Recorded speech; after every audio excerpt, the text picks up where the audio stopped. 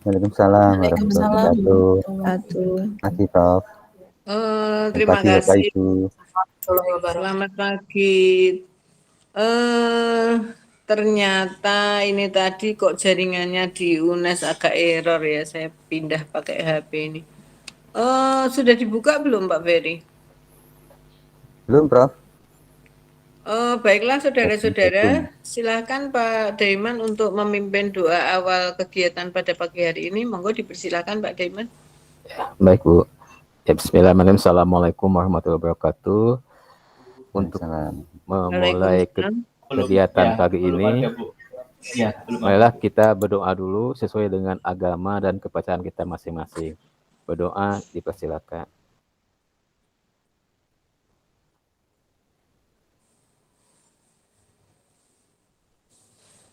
Selesai.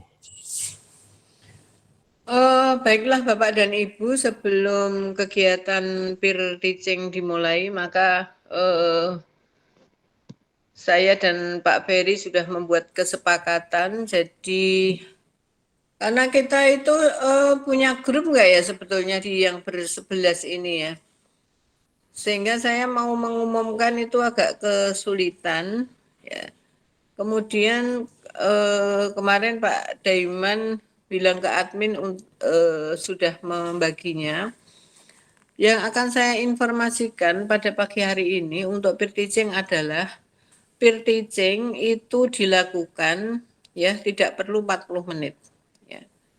Karena peer teaching itu biasanya kalau saya ngajar di pelajaran micro teaching itu juga kisarannya itu 20 sampai 25 menit.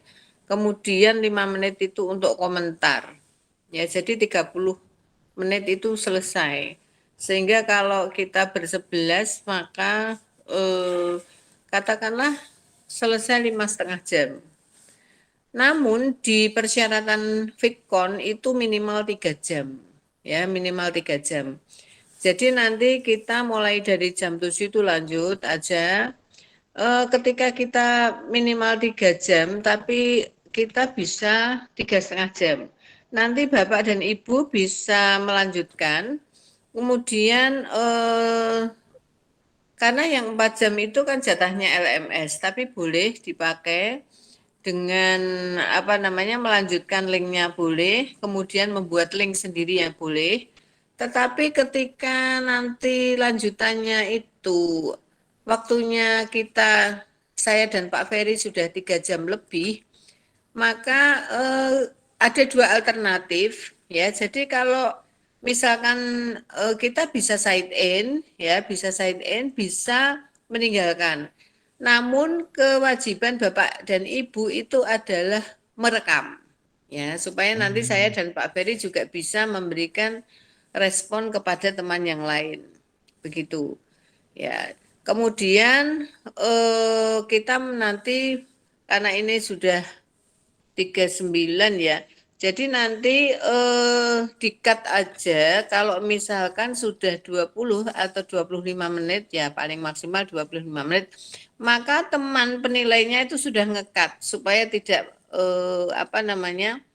melantrang-melantrang gitu ya, sehingga Bapak dan Ibu harus bisa memanage waktu yang sebaik-baiknya.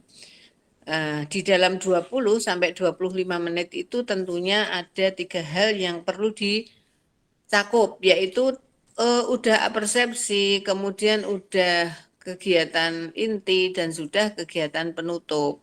Syukur-syukur bisa evaluasi. Jadi nanti itu dipersingkat. Boleh tujuannya itu dipotong boleh ya, tetapi prosesnya harus lengkap. Proses harus lengkap. Kalau tujuan boleh dipotong, kalau proses harus lengkap. Jadi ada pendahuluan, ada inti, ada penutup. Ya, di situ jadi bisa satu proses pembelajaran itu jelas.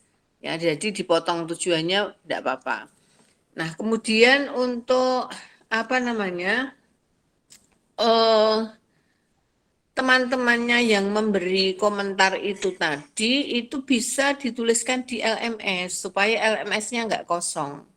Ya, supaya LMS-nya nggak kosong, maka bisa diberikan komentar di LMS.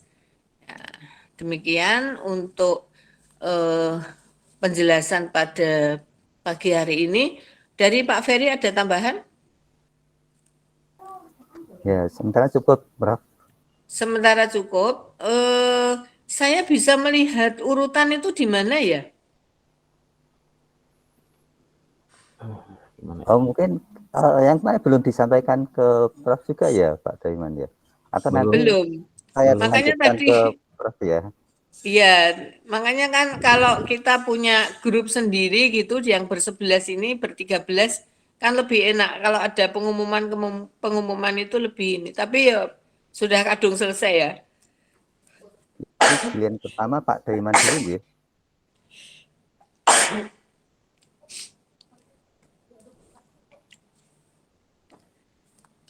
Sudah paham ya Bapak dan Ibu ya?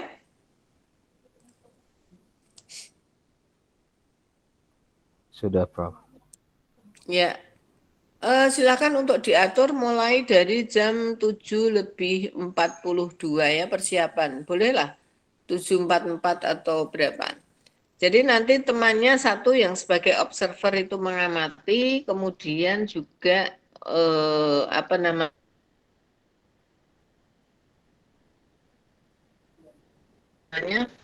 nanti mengunggah di LMS-nya itu ya, bales sopo gitu.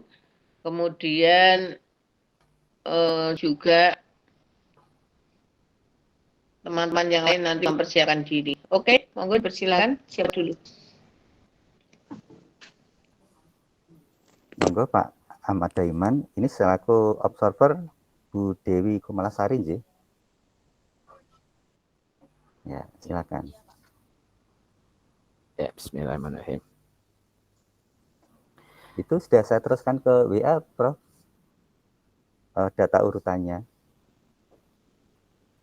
Ya, bismillahirrahmanirrahim. Assalamualaikum warahmatullahi wabarakatuh.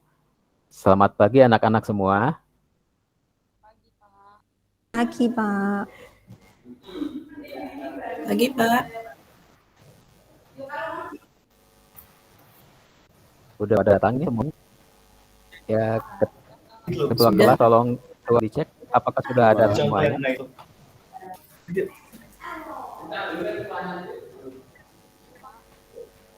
Iya Bu, pertanyaan enggak apa-apa. Guru yang sedang mengamati. Baiklah anak-anak, kita akan mulai pertemuan pagi ini. Minggu lalu kita sudah membahas tentang golongan jantung dan obat asma. Nah, tentunya kalian sudah tahu lebih banyak lagi tentang apa sih obat jantung dan obat. Cuma kalau ya tidak, mungkin begitu tidak, kita udah nggak punya skor Bu. Tapi di kalau pagi ini ada kita akan hasilnya 2 atau 1 masih penting. Tapi ya mungkin disesuaikan saja, tidak apa-apa Bu. Maaf Pak Saiful, di mute dulu. Pak Saiful untuk di-off-kan ya Pak suaranya. Oke. Nah, pagi ini kita akan melanjutkan pembahasan kita, yaitu bagaimana kita bisa membuat media bantuan obat asma kepada pasien. Nah, jadi kita akan membuatnya. Nah, sebelum itu kita lihat dulu tayangannya.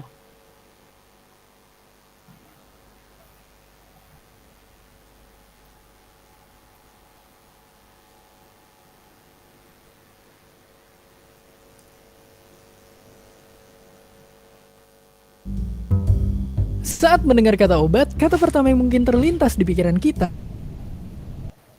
adalah pahit atau tidak enak. Meski begitu, kita pasti akan tetap minum obat kita karena kita tahu obat dapat membantu menyembuhkan penyakit kita. Tapi pernahkah kita membayangkan bahwa minum obat ternyata juga bisa berbahaya bagi kesehatan kita? Jika ditanya apakah meminum obat baik bagi kita, jawabannya adalah iya dan tidak.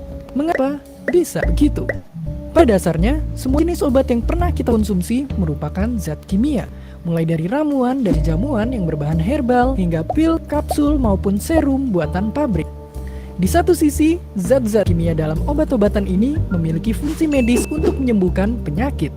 Tapi di sisi lain, Zat-zat ini juga dapat menimbulkan efek samping yang biasanya bersifat buruk. Contohnya, saat kita cacingan, kita akan minum obat-obat yang disebut sebagai antihelmintik. Obat-obat ini mengandung zat yang dapat membunuh cacing dan membuat perut kita merasa lega. Tapi, obat-obat ini juga punya efek samping seperti mual dan diare yang justru membuat perut kita merasa sakit.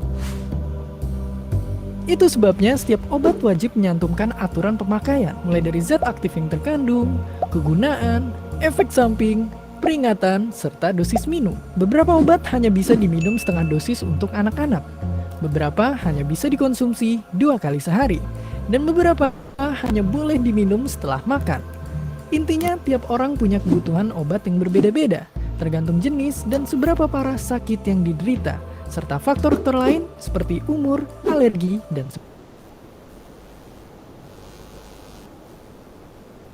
sebagainya.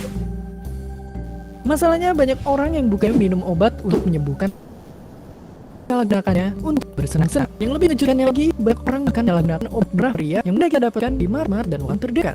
Mulai dari obat batuk, obat penenang, sampai obat nyeri pegal linu.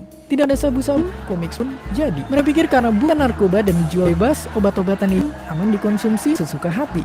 Padahal obat-obatan ini juga bisa membuat kecanduan, gangguan jantung, bahkan kematian jika diminum sembarangan.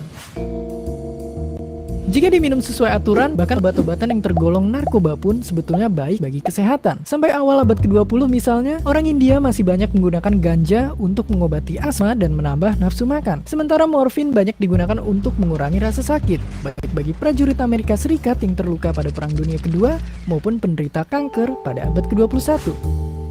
Sekarang kita tahu bagaimana minum obat dengan baik dan benar. Bagaimanapun mencegah pasti lebih baik daripada mengobati. Jadi sebelum sakit, selalu jaga kesehatan dengan banyak minum air putih, tidur cukup, dan makan makanan yang enak dan bergizi. Dan seperti biasa, terima kasih.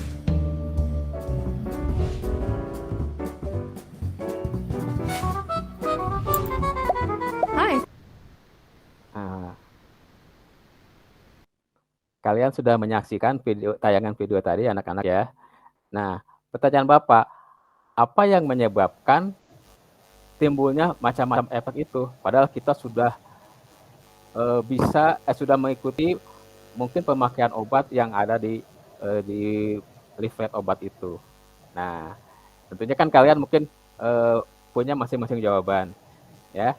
Nah, untuk menyelesaikan masalah-masalah itu, nah, Bapak akan coba nanti kalian akan mendapatkan LKPD sebagai panduan kalian mengerjakan tugas yang nanti akan kalian lakukan.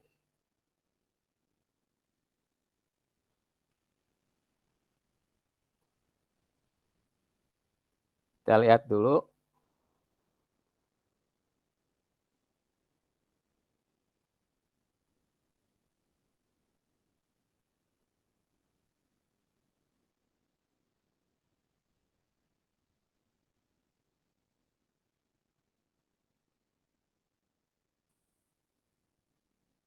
Ya, jadi di sini nanti kalian akan dibuat kelompok untuk bisa mengerjakan tugas proyek yang akan kalian kerjakan. Nah, untuk kelompoknya sudah Bapak siapkan sesuai dengan pilihan kalian, sudah kalian buat sebelumnya. Di sini kita bagi ada dua kelompok, kelompok 1 dan kelompok 2 dengan masing-masing anggotanya adalah 5 orang. Ya. Nah, apa yang akan kalian lakukan dengan kelompok itu? Untuk pertemuan kali ini, di sini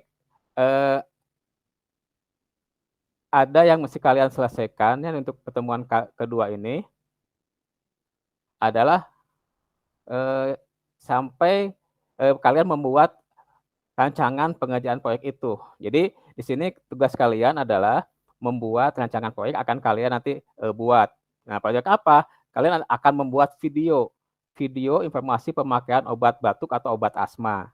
Nah, dalam rancangan ini yang mesti kalian siapkan adalah apakah alat dan bahan yang mesti disiapkan, yang dibutuhkan, kemudian bagaimana pembagian tugasnya supaya semua anggota kelompok bisa melakukan semuanya, kemudian alokasi waktu yang dibutuhkan, dan juga bagaimana alur pengerjaan proyek itu.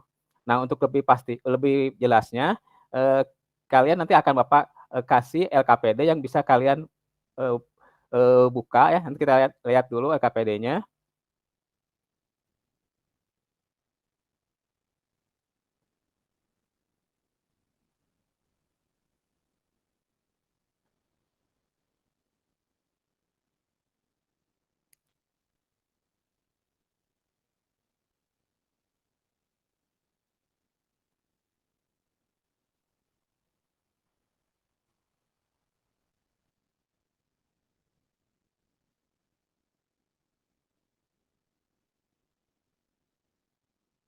Nah, ini adalah LKPD-nya yang nanti buat pegangan kalian saat mengerjakan tugas proyek ini.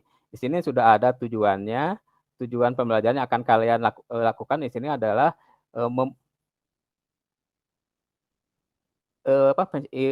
KD-nya adalah yang 415, memberikan informasi pemakaian obat yang berhubungan dengan penyakit pada sistem pernapasan. Nah, di sini sudah nanti kalian tuliskan nama kelompok dan anggotanya. Kemudian, tujuan yang ingin dicapai di pertemuan yang kedua ini, yang pertama ini adalah kalian pertama mulai nanti mengidentifikasi obat-obat batuk dan obat asma, kemudian juga memilah obat batuk dan obat asma, kemudian mengidentifikasi bagaimana pemakaian obat batuk dan obat asma, kemudian menganalisis manfaat dan efek samping pemakaian obat asma, kemudian di sini merancang pembuatan media informasi pemakaian obat batuk dan obat asma. Jadi untuk pertemuan pertama ini kalian sampai merancang pembuatan media informasi pemakaian obat batuk dan asma. Nah, sebelum sampai ke situ, ke pembuatan media ini, kalian di LKPD ini mesti mengerjakan tugas-tugas yang sudah ditanyakan di LKPD ini. Ya, silakan nanti kerjakan berkelompok dengan menjawab pertanyaan-pertanyaan yang ada di dalam LKPD ini. Ini ada tugasnya, mulai tugas 1 tentang penyebab macam-macam adanya kesalahan pemakaian obat, kemudian juga nanti ada apa sih golongan obat batuk dan obat asma apa saja. Ini bisa kalian isi. Silakan kalian baca atau lihat di berbagai literatur untuk bisa mengerjakan tugas ini. Kemudian juga di sini ada kalian mesti bisa memilah obat-obat batuk dan obat asma dari sekian banyak bahan obat ini, mana yang termasuk obat batuk, mana yang termasuk obat asma. Ya. Nah, kemudian juga kalian mesti bisa menuliskan di sini adalah mencari obat paten atau obat asma yang dijual di pasaran atau di apotek. Nanti kalian silakan bagi-bagi tugas dengan anggota kelompoknya untuk bisa mengerjakan LKPD ini. Nah, kemudian juga sini juga efek yang ditimbulkan obat batuk dan obat asma. Nah, nanti di sini kalian mesti ingat juga selain ada efek manfaat, yang tidak kalah yang perlu diperhatikan juga adalah adanya efek samping. Jadi kalian mesti mengamati efek samping apa saja yang biasa muncul pada pemakaian obat batuk dan obat asma. Nanti di sini kalian tuliskan namanya, nama zat aktifnya apa, misalkan khasiatnya apa, nah efek sampingnya apa. Ya, ini bisa kalian kerjakan bersama-sama. Nah, nanti kalau sudah selesai, di sini kalian akan memulai merancang untuk membuat rancangan proyek yang mesti kalian buat, yang nantinya hasilnya adalah video. Videonya itu maksimal hanya 10 menit yang ditayangkannya. Nah, di sini kalian nanti silakan rancang dulu kebutuhan alat bahannya, kemudian juga alokasi pengerjaan proyeknya, gimana pembagian kerjanya dalam kelompok supaya semua anggota kelompok bisa ikut aktif dalam pembuatan media ini. Ya. Kemudian ini kalian pilih salah satu bahan obat, baik obat batuk atau obat asma, yang nanti akan kalian infokan bagaimana pemakaian obatnya. Kalian jelaskan khasiatnya, efek sampingnya, kontraindikasi, kemudian contoh-contoh obat paten yang dijual di pasaran dan sebagainya. Nah, disinilah nanti kalian bisa kalian kerjakan di sini ya. Nanti kalian tuliskan di LKPD ini. Sampai sini ada yang mau menanyakan, anak-anak? Pak, tadi kan Pak di situ ada suruh buat obat-obat paten kan Pak. Itu Pak dibuatnya, dipenuhkan kotaknya atau seberapa saya dapat aja Pak?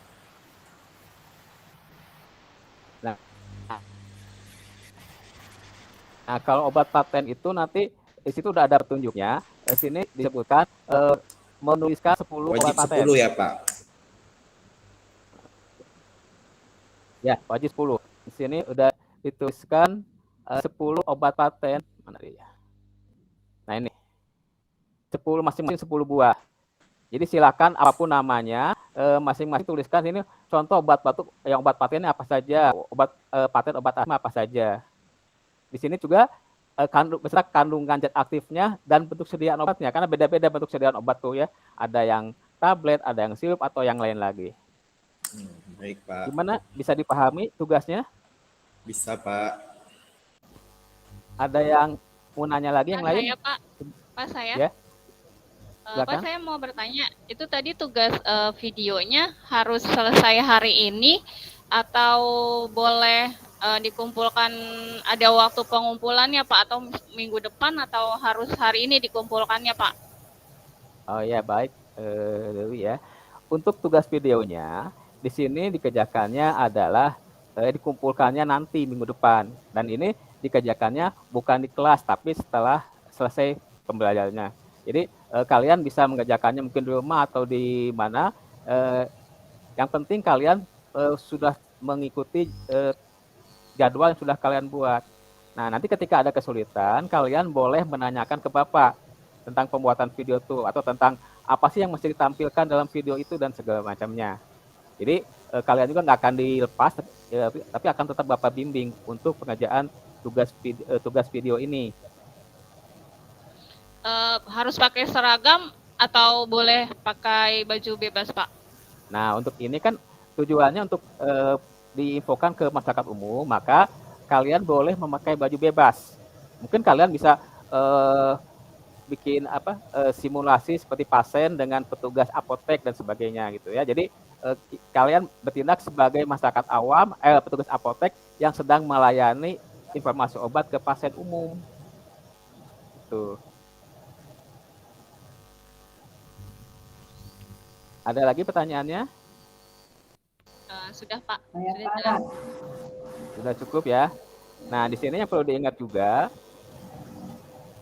nanti di pertemuan pertama ini, rancangan proyek yang sudah kalian buat, kalian presentasikan di depan kelas. Nanti Bapak sama kelompok lain akan menilai apakah butuh masukan atau sudah lengkap dan sebagainya. Ya, jadi untuk kali ini silakan kalian kerjakan dulu LKPD-nya, ya, kerjakan tugas-tugasnya dengan berkelompok. Nanti sebelum selesai, kalau udah selesai mengisinya, silakan kalian bilang ke Bapak dan untuk presentasi rancangan proyek yang sudah kalian buat di tiap kelompoknya. Ya, silakan.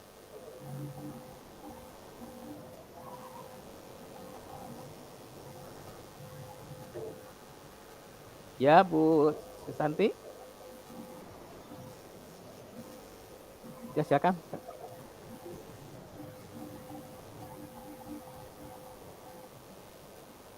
Ada pertanyaan, Bu Santi?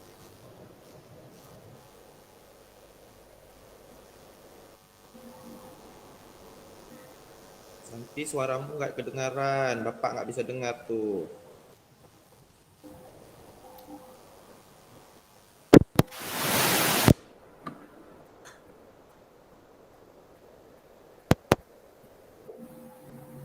Nggak ada, ini nggak jelas nanti ya itunya, suaranya.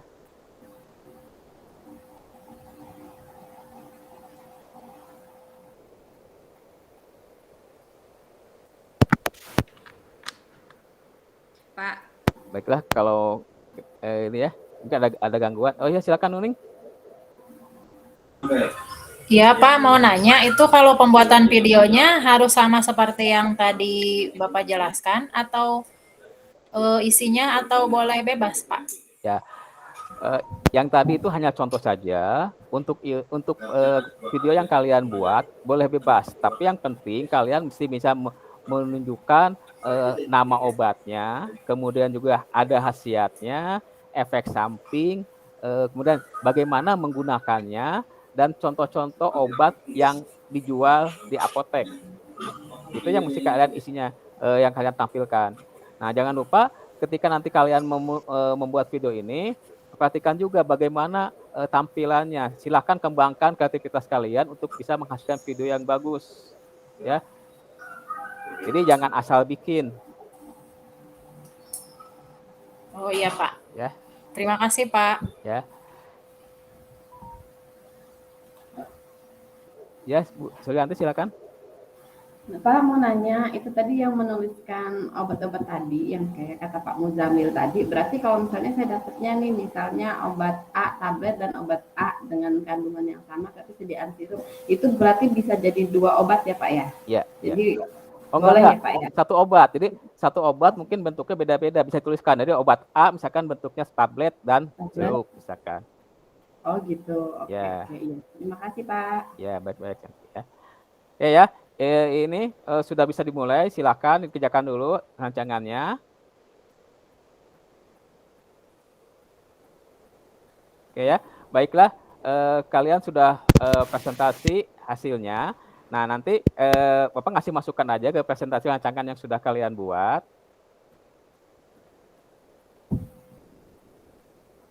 Masukannya bahwa ketika kita minum obat, kita ini mesti melihat juga bahwa tidak semua obat itu aman digunakan kalau tanpa tahu penggunaan yang aman.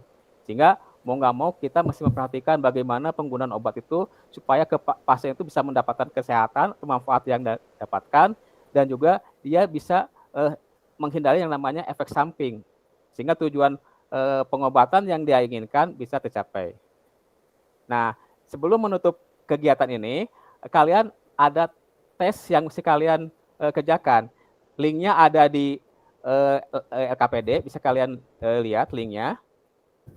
Bentar dulu. Linknya ada di LKPD.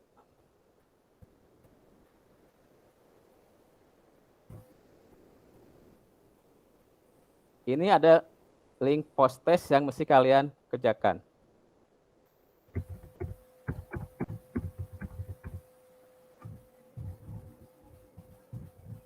Ini link post testnya. Nah, nanti kalian bisa mengerjakannya di sini. Ya.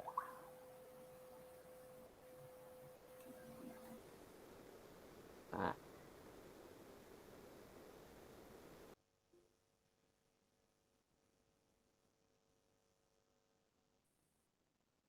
Nah, ini post testnya. Silakan nanti kalian bisa mengerjakan di sini. Waktunya hanya 5 menit untuk mengerjakan tes ini. Silakan dijawab, ya, tulis nama, kelas, tanggal. Nanti silakan jawab pertanyaan yang ada di tes ini. Ini soalnya pilihan ganda. Waktunya hanya 5 menit. Silakan.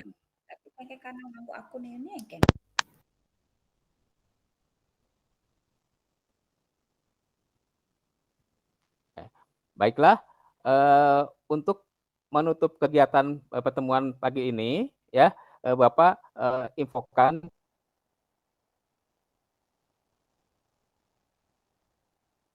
bahwa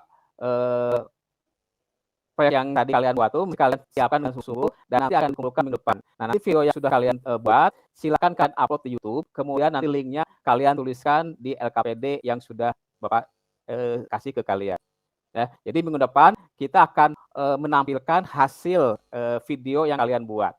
Ya, terima kasih atas perhatiannya. Mudah-mudahan kita bisa ketemu lagi di minggu depan dalam keadaan sehat walafiat. Assalamualaikum warahmatullahi wabarakatuh. Salam Pak. Waalaikumsalam warahmatullahi wabarakatuh. Ya Pak.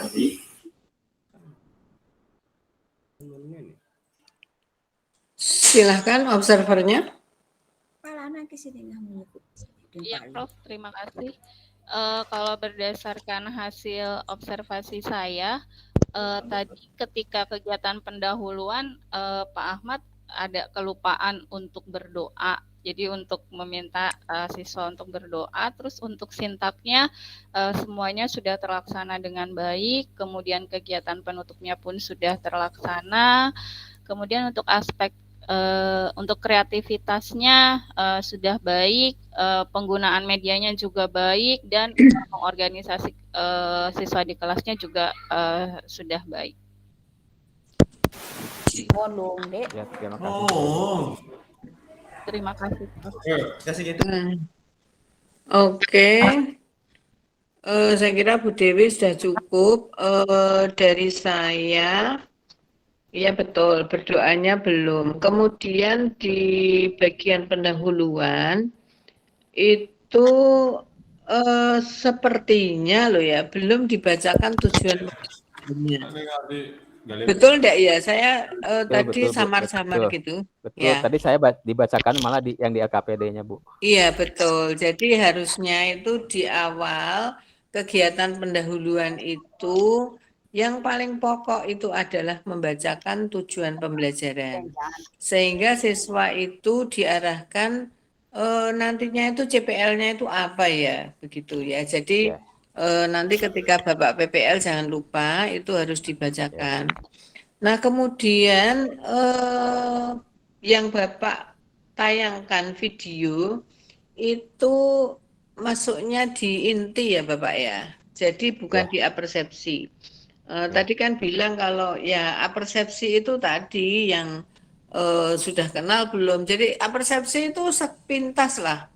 Timingnya itu kalau di durasi 20 sampai 25 menit, maka di apersepsi itu ya 3 menit lah, itu cukup ya. Jadi berdoa, kemudian membacakan tujuan pembelajaran, kemudian pada minggu yang lalu kita tadi sudah cukup itu. Namun sekarang kita akan, nah itu capaian tujuan pembelajaran itu sudah cukup. Tetapi video tadi itu, jadi Bapak tadi nggak jelas batas antara kegiatan pendahuluan dan kegiatan inti. Karena ketika masih di apersepsi belum ada tujuan, langsung tayang video, langsung bagi LKPD dan sebagainya. Dan kemudian manajemen waktunya ketika untuk membuat video itu kontensnya saya pikir kalau saya kurang begitu jelas ya. Jadi kontens videonya itu apa? Ya mungkin ya karena pemahaman saya deh. Kalau mungkin yang lain bisa paham ya. Tetapi mungkin kalau saya itu kontens video ini nggak begitu jelas perintahnya ya. Sehingga itu kan perlu rancangan juga kalau di situ masuk. Tadi bingung ya, ini PBL apa PJBL apa begitu ya. Boleh sih PJBL kemudian, tapi kan dia tetap harus ini ya membuat rancangan begitu.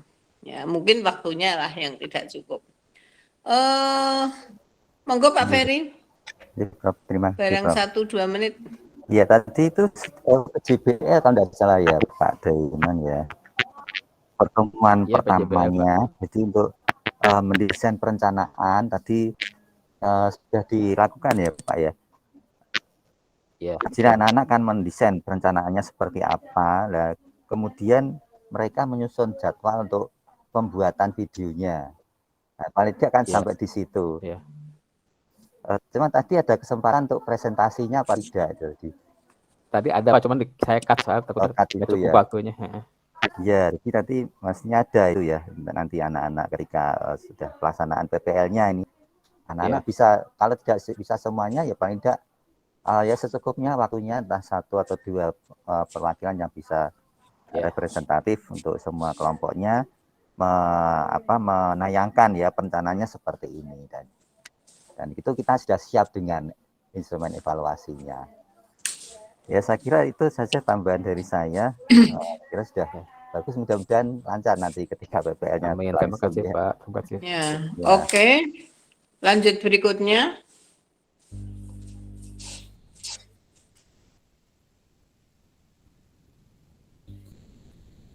Assalamualaikum warahmatullahi wabarakatuh. Selamat pagi anak-anak.